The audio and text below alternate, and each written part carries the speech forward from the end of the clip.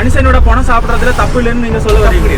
தப்பு கிடையாது. ஏன்னா மனுஷன் எல்லாத்தையும் சாப்பிடுறதுனால மனுஷனை நாம சாப்பிடலாம். இந்த திருவண்ணாமலையில நடக்கக்கூடிய நிறைய விஷயங்கள் உங்களை காட்ட போறோம். பொண்டாட்டி பிள்ளைங்க தத்து போயிட்டாங்க கொரோனால. ஐயோ எந்த ஊர் நீங்க? பிள்ளைங்க எல்லாம் போறாங்க, விடக்கூடாது, பிடிக்க கூடாது, கை பிடிச்சி கேட்பான். சரியா பாத்துக்கிற மாதிரி இருந்தா நாயா ஐயா அங்க வந்து இங்க புதைக்கிறாங்களா? குணங்கள் எல்லாம் வெளியில கிடக்குறாங்க. ஏன் அப்படி காரணம்? அது இந்த சாமியாரங்க பண்றாங்க, அகோரி பண்ற வேலை தான். அகோரிங்க வந்துட்டு பணத்தை வெளியில எடுத்து போடுறாங்களா? அவங்கள தான் நோண்டுவாங்க. ஏன்னா அந்த மண்டையோடுக்கும் அந்த எலும்பு காண்டியுமா பணத்தை சாப்பிட்டு இருக்கீங்க.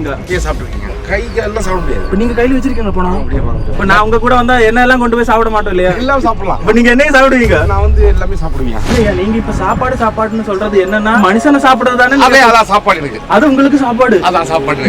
சிக்கன் மட்டும் சாப்பிடுற மாதிரி பேசுறீங்க. இப்ப இவர் என்ன எங்க கூட்டிட்டு போறேன்னா இவரோட வீட்டுல வந்து நேத்து வச்ச சிக்கன் கறி மாதிரி நேத்து கிடைச்ச ஏதோ பணம் இருக்காது. ஐயா என்னய்யா அப்படி சாப்பிடுறீங்க நீங்க? இப்ப நீங்க சாப்பிட்டது மனிதனோடது. சாப்பிடலாம். ஐயோ போதும் எனக்கே பயமா இருக்கியா? அப்ப உங்களை நரபோஜின்னு சொல்லலாமா? ஓ நமச்சிவாயம் கருப்பசாமி கை தெரியுமா யாரெல்லாம் மனுஷனோட கறியெல்லாம் சாப்பிடுறாங்களா? அவர் கல்கத்தால இருந்து ஒரு அகோரி ஆளு வந்து எப்படி கேரக்டர் எப்படி? நல்ல கேரக்டர் சாமி. ஆனா மனுஷனை மட்டும் சாப்பிடுவீங்க. சொல்லுவாரு, நான் பயப்படுவேன். ஆனா அவரு அப்பா நார்மலா பேசுறீங்க, சிக்கன் பிரியாணி சாப்பிடுற மாதிரி பேசுறீங்க. அவ்வளவுதான்.